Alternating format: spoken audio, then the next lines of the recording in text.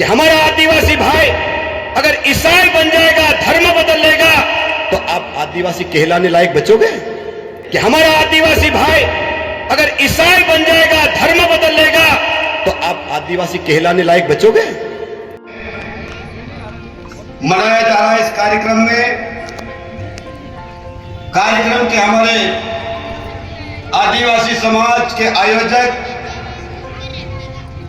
भाई नितेश जी, अरविंद जी, विक्रम जी, रावत जी, रतन जी और आदिवासी समाज के सभी उपस्थित मेरा आदिवासी भाइयों बहनों सबको राम राम। भाइयों बहनों, यहां पर मंच से बहुत देर पहले बात हुई होगी। अब क्या क्या बात हुई, क्या क्या चर्चा हुई, मैं थोड़ा सा लेट हो गया, लेकिन भाइयों बहनों मैं आप सबको कहना चाहता हूं, इस देश को आजाद हुए करीब 75 वर्ष हो गए। 75 वर्ष के बाद आज आदिवासी भाई बहन बहुत अच्छी जगह है। मैं भी आदिवासियों के बीच में बड़ा हुआ। मैंने अलीराजपुर जिले के सारे गांव देखे, मोहल्ले मोहल्ले भी देखे। मैं 25 साल पहले से घूम रहा हूं इस अलीराजपुर जिले में, लेकिन आज मुझे कहते प्रसन्नता होती। आज आदिवासी भाई और बहन मजबूत हुए हैं, उसका एक ही कारण है कि हमारे आदिवासी भाई बहन शिक्षित हुए हैं। और मैं आपसे कहना चाहता हूं, मेरे आदिवासी भाई बहन जो बच्चे पढ़ रहे, बेटियां पढ़ रही है, उनको इस अवसर पे हमको संकल्प लेना चाहिए और लक्ष्य तय करना चाहिए कि मैं पढ़ूंगी, लिखूंगी, पढ़ूंगा और मैं ये बनूंगा। ये लक्ष्य आपको तय करना पड़ेगा, तो आपको आगे बढ़ने से कोई रोक नहीं सकता। मेरे भाइयों बहनों, आज आदिवासी भाई बहन, हम गरीब की बात करते हैं, हम कमजोरी की बात करते हैं। आज गरीब क्यों है, कमजोर क्यों है? आपने से पूछिए, आप लोग आपने आपसे पूछो, आप गरीब है तो क्यों गरीब है? आज जो मेहनत करता है उसको आगे बढ़ने से कोई रोक नहीं सकता। और मैं आपको विश्वास दिला रहा हूं और मैं कहना चाहता हूं, ऐसे कई लोग अलीराजपुर में हैं, आज सम्मान प्राप्त करके बैठे हैं। अलीराजपुर जिले के हमारे 5 IAS कलेक्टर हैं, उनके जीवन के बारे में आप लोग पढ़िए, उनके माता पिता के बारे में समझिए, गांव के बारे में समझिए, परिवार के लोग कैसे थे ये आप लोग विचार करिए। और उन लोगों ने कैसी परिस्थिति में पढ़ाई करके आज पूरे प्रदेश में नाम रोशन कर रहे हैं कि आज हम नहीं कर सकते क्या, बताओ?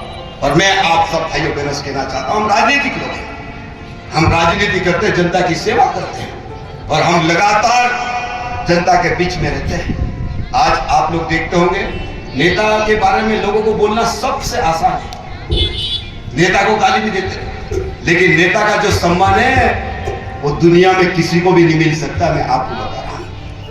और जनता चुनती है, जनता वोट डालती है। 5 साल में हम जनता के बीच में जाते हैं और जनता के बीच में हम रह के जो काम करते हैं उसका परिणाम मिलता है। उसके कारण आज मैं विधायक हूं, मैं मध्य प्रदेश के मंत्री हूं, मेरी धर्मपत्नी आज लोकसभा में सांसद है। मेरे भाइयों बहनों, आप लोगों के कारण है। लेकिन मैं आप सब भाइयों बहनों से कहना चाहता हूं कि एक उंगली अगर किसी पे उठती है तो 3 उंगली हमारे सामने होती है, और वो उंगली कहती है कि दूसरे के ऊपर उंगली उठाने से पहले अपने गिरेबान में झांको।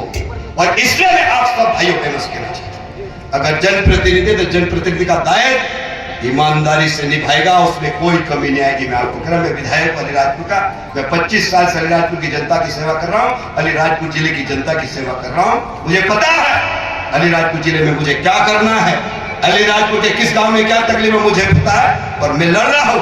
और मैं आप सब भाइयों बहनों से कहना चाहता हूं, अभी बीच में खट्टाली का जो मामला चल रहा है, खट्टाली के गांव, खट्टाली, छोटी खट्टाली, चमार बेगड़ा और एक गांव और है हमारा, 3 गांव में ग्रेफाइट का मामला चल रहा मेरे घर। और जैसे ही इसकी जानकारी अलीराजपुर के व्हाट्सएप पे आया, हम लोगों ने तत्काल मुख्यमंत्री जी से बात की। अभी लोकसभा में अनीता ने भी इस बात को उठाया और मैं आप सब भाइयों बहनों को इस मंच से कह रहा हूं, आपको लड़ाई लड़ने की जरूरत, हम बैठे हैं। मैंने खट्टाने में भी जाके कहा, मैंने व्हाट्सएप पे भी कहा एक दिन, आपके लिए हम बने हैं तो आपको लड़ने की जरूरत है, हम लड़ेंगे। आपकी 1 इंच जमीन भी किसी की कोई ताकत नहीं ले सकती मेरे भाइयों। मैं आपको विश्वास दिला रहा हूं। लोग कहते हैं झूठ बोलते हैं, लोगों को लगता है हम झूठ बोलते हैं। अरे हम तो वो लोग हैं, जीबान के पक्के लोग हैं। अगर एक बार जीबान में कह दिया कि ये होगा तो होगा, जीबान करने वाले लोग हैं, जीबान करने के बाद बदलने वाले लोग नहीं हैं। और इसीलिए मैं आप सब भाइयों बहनों को कहना चाहता हूं कि आदिवासी समाज के इस दिवस के अवसर पर आपको घबराने की जरूरत नहीं है। मध्य प्रदेश की सरकार ने हमको अधिकार दिए। आज पैसा एक्ट कानून लागू है। आप लोग पैसा एक्ट कानून को पढ़िए। पैसा एक्ट कानून में जब तक हमारे गांव के लोग, गांव के सरपंच, पटेल, तड़वी पैसा एक्ट का अध्यक्ष एक अगर कह दे कि जमीन को हाथ भी नहीं लगा सकते कि तो किसी को ताकत ही नहीं है। ये अधिकार हमारे पास है, अधिकार है, लेकिन उसको पढ़ने की आवश्यकता, समझने की आवश्यकता है। और इसलिए मैं आप सब भाइयों बहनों से कहना चाहता हूं, घबराने की जरूरत नहीं। दूसरी बात, यहाँ पे मेरे भाई बहन बहुत सारे कर्मचारी है, शिक्षक है, पटवारी है, सचिव है, रोजगार सहायक है, आंगनवाड़ी कार्यकर्ता है। मैं सब भाइयों बहनों से कहना चाहता हूं, मैंने पहले ही कहा कि उंगली एक उठ के सामने 3 रहती है। हम सब लोग अपना दायित्व निभाएं। मास्टर 4 घंटे पढ़ाना चाहिए। तनख्वाह मिल रही है 1-1 लाख, 70,000, 80,000, 90,000 रुपए तनख्वाह मिल रही है। क्या मास्टर हमारे समाज का जिस स्कूल में उसको नौकरी दी है वहां से तनख्वाह मिल रही है, वो मास्टर हमारे आदिवासी भाई बहन के बच्चों को पढ़ा रहा क्या?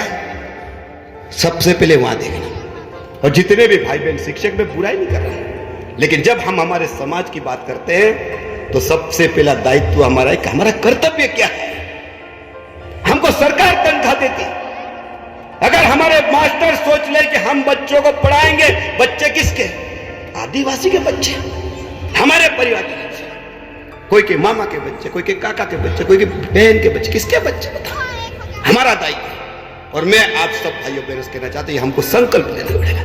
अलीराजपुर जिले को आगे बढ़ाना, हम सबको, शिक्षक को संकल्प लेना पड़ेगा, पटवारी को संकल्प लेना पड़ेगा, सरपंच को लेना पड़ेगा, उप सरपंच को लेना पड़ेगा, सचिव को लेना पड़ेगा। आज आप मुझे बताओ, आज प्रधानमंत्री जी को मालूम है क्या है अलीराजपुर जिले के कौन से गांव में क्या हो रहा मालूम है? मुख्यमंत्री जी को मालूम है कौन से गांव में क्या तकलीफ मालूम है? लेकिन जितने भी चुने हुए हमारे छोटे सरपंच, उप सरपंच, पंच, विधायक, सांसद, और जिनको जो काम दिया है, शिक्षक है, पटवारी है, डॉक्टर है, इंजीनियर, सब लोग ईमानदारी से काम करें तो इस जिले को आगे बढ़ने से कोई रोक नहीं सकता मेरे भाइयों बहनों, कोई रोक नहीं सकता। लेकिन सबको ईमानदार बनना पड़ेगा और बच्चों का भविष्य बनाना सबसे पहले शिक्षक को आगे आना पड़ेगा। और मैं आप सब भाइयों बहनों से एक ही बात कहना चाहता हूं कि समाज की जब बात करते हैं सबसे पहले हमारा दायित्व आता है। और मुझे विश्वास है कि आप इस दिवस पे संकल्प लीजिए भाइयों बहनों कि हमारा जो दायित्व हम पूरा करेंगे। कभी कभी देखते हैं, आज बताओ अलीराजपुर जिला कितना छोटा है। अलीराजपुर जिला 1 घंटे में कोई से भी कोने में जा सकता है। 1 घंटे में कोई से भी कोने में, अलीराजपुर साहब जाओ, 1 घंटे में कोई से भी कोने में जा सकता है। आज बता, बहुत सारे हमारे लोग जो है सेवा करने वाले लोग कहते हैं कि बहुत दूर है साहब, कैसे जाए। अब मेरे को बता, इंदौर में बच्चे पढ़ते कितने दूर जाते भाई? आज इंदौर में रहते 20-20, 30-30 किलोमीटर लोग रहते, फिर क्या कहते हैं कि नहीं मैं इंदौर पढ़ रहा हूं। और इंदौर रहते उन बच्चों को पूछोगे आप पढ़ने के लिए कितने दूर जाते हैं, नौकरी करने के लिए कितने दूर जाते हैं। लेकिन हमारे यहाँ का जो अधिकारी है, कर्मचारी कहता है कि बहुत दूर। अरे हम समाज की बात करते हैं, समाज के उत्थान की बात करते हैं, तो क्या थोड़ा सा कष्ट नहीं उठा सकते हैं क्या? बताओ।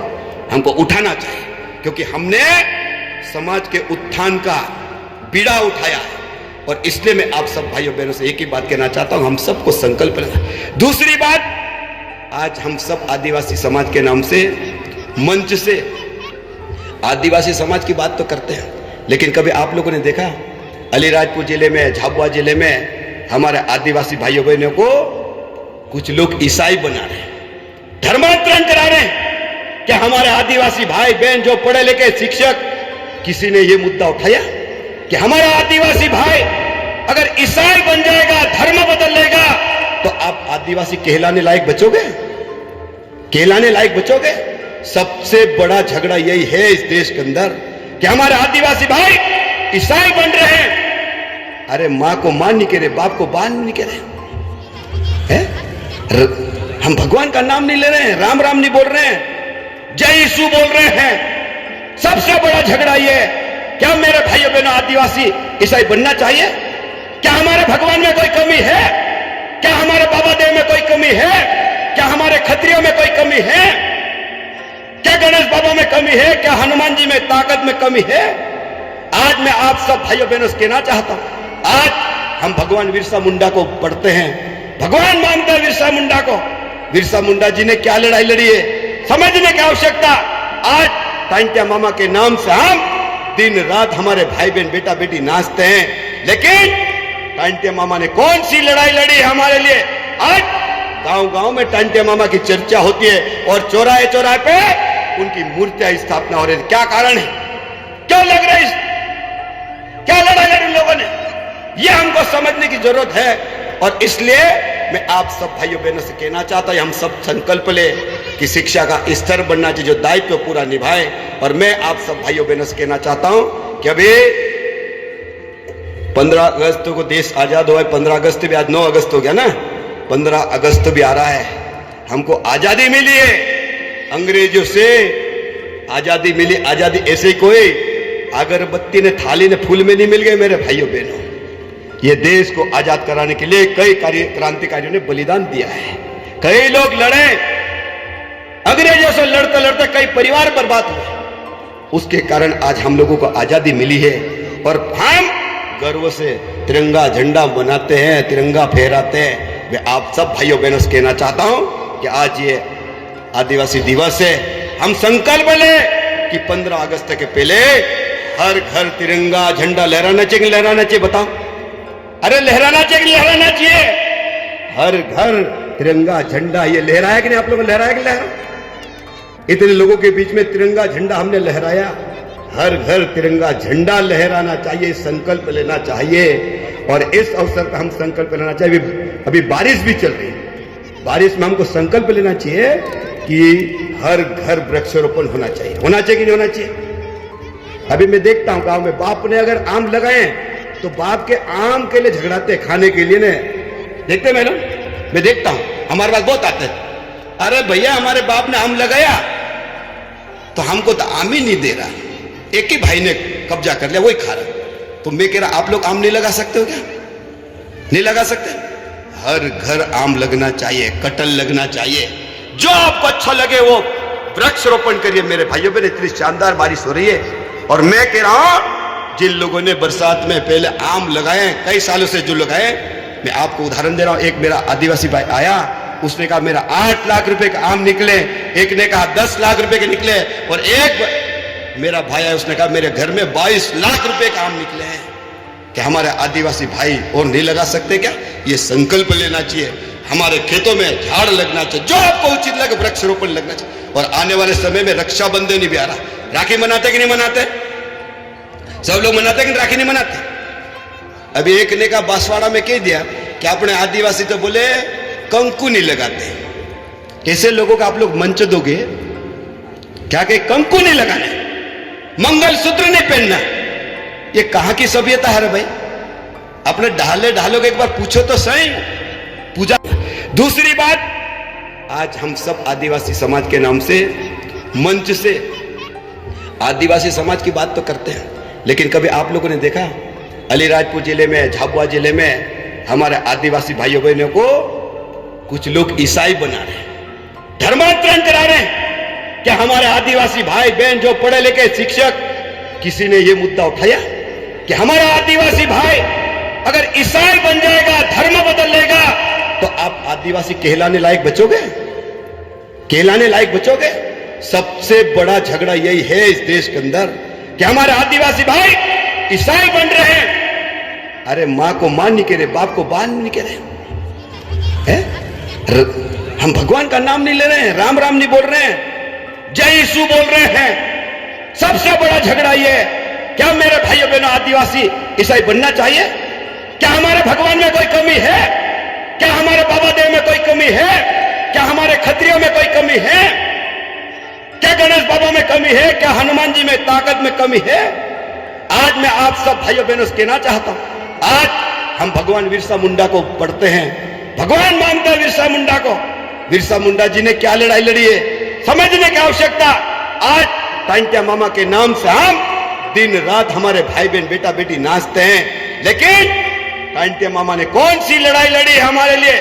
आज गांव गांव में टांटिया मामा की चर्चा होती है और चौराहे चौराहे पे उनकी मूर्तियां स्थापना हो रही है। क्या कारण है? क्यों लग रहा है? क्या लड़ाई लड़ी लोगों ने? ये हमको समझने की जरूरत है। और इसलिए मैं आप सब भाइयों बहनों से कहना चाहता हूं, हम सब संकल्प ले कि शिक्षा का स्तर बढ़ना चाहिए, जो दायित्व पूरा निभाए।